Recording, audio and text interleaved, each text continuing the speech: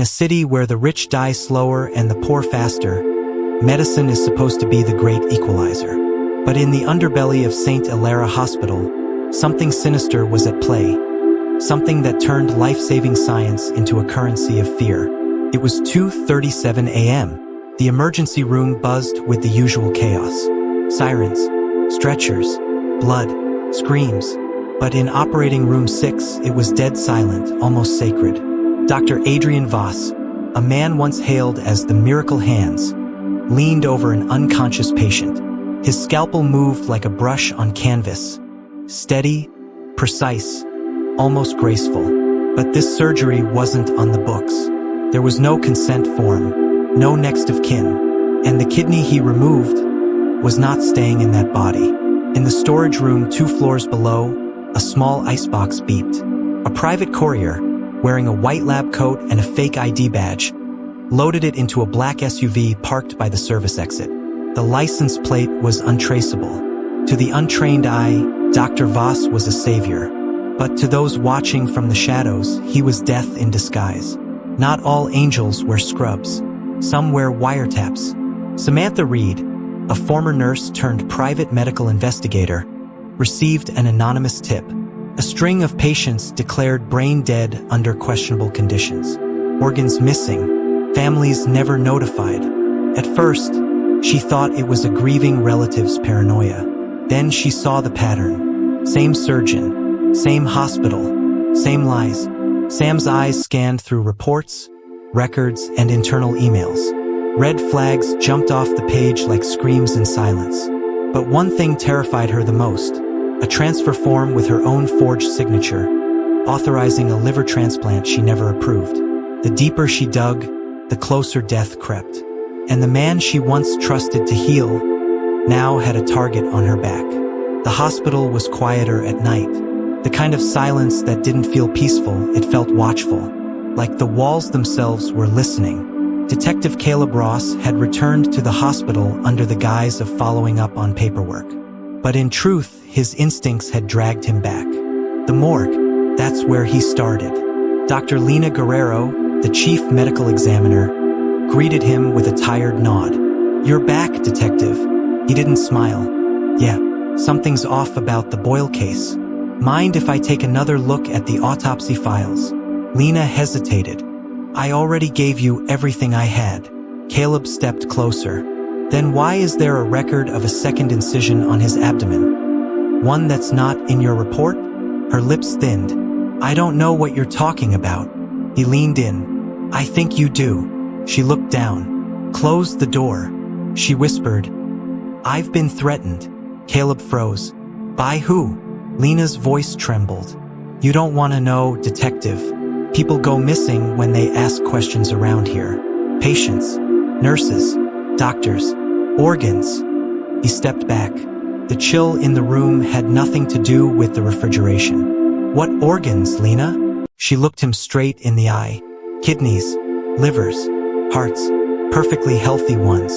Removed, sold." Caleb's hands clenched. "Who's behind it?"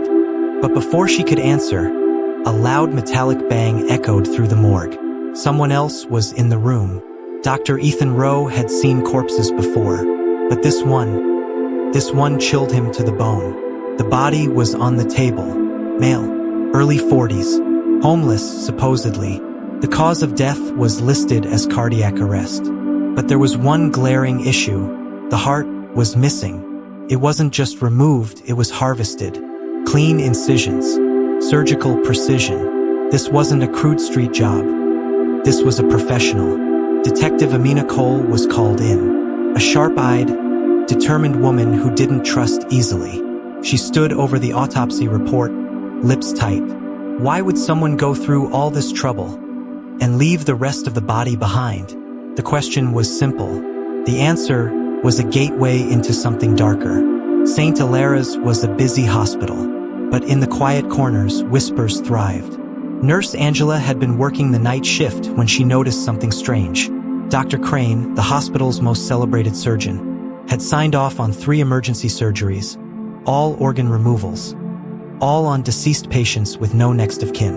Angela had seen the look in his eyes, cold, clinical, but she said nothing, until one night, she found a cooler in the restricted storage room. She opened it. Inside were 2 human kidneys, still warm. This isn't just unethical. This is murder. She never came to work the next day. Detective Cole dug deeper. She requested access to hospital records, but someone had already gotten there first. The files were missing. Entire patient histories gone. And that's when she received the anonymous envelope. No return address. No fingerprints. Just a name written in shaky ink. Project Lazarus. Inside was a flash drive. Password protected. But once cracked, it revealed footage. Surveillance video. Crane in the OR removing organs from what appeared to be live unconscious patients. The timestamp? 3:17 a.m. This isn't just trafficking. This is experimentation. The deeper Cole dug, the more disturbing it became. Project Lazarus was an off-the-books initiative supposedly funded by a shadow branch of the hospital board. Its aim? Organ preservation and rejuvenation using synthetic accelerants. But it needed fresh organs harvested in specific windows after death or before. They didn't wait for consent. They manufactured brain death and called it treatment failure. Behind it all was Dr. Crane, the man with the God complex, and he had powerful allies. Cole traced a lead to a private estate outside the city. It was supposed to be a medical conference, but inside, she found something grotesque, a secret auction, organs being sold to the highest bidder. A kidney went for $300,000. A child's liver, even more. In the back room, unconscious patients prepped for surgery. She called for backup, but by the time they arrived, the place was clean. Wiped, no trace, except for one thing, a scalpel, engraved with the initials, EC Dr. Ethan Crane. Not all the victims died. One, a young woman named Lila, survived the operation. She had been trafficked, drugged, and prepped for a liver extraction. But something went wrong. She woke mid-surgery and somehow escaped. She was in hiding, scarred, traumatized, but she remembered everything. She gave names, dates, locations. She had been in Crane's private clinic. Cole now had a witness, but the clock was ticking. Cole took the case to the press, but no one aired it. She went to Internal Affairs. The file vanished.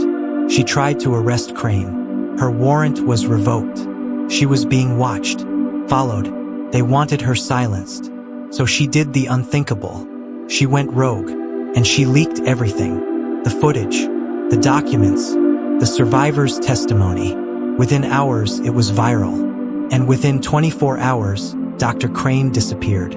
They found him weeks later, hiding in an abandoned medical lab in Belize, surrounded by equipment, journals, and freezers full of organs.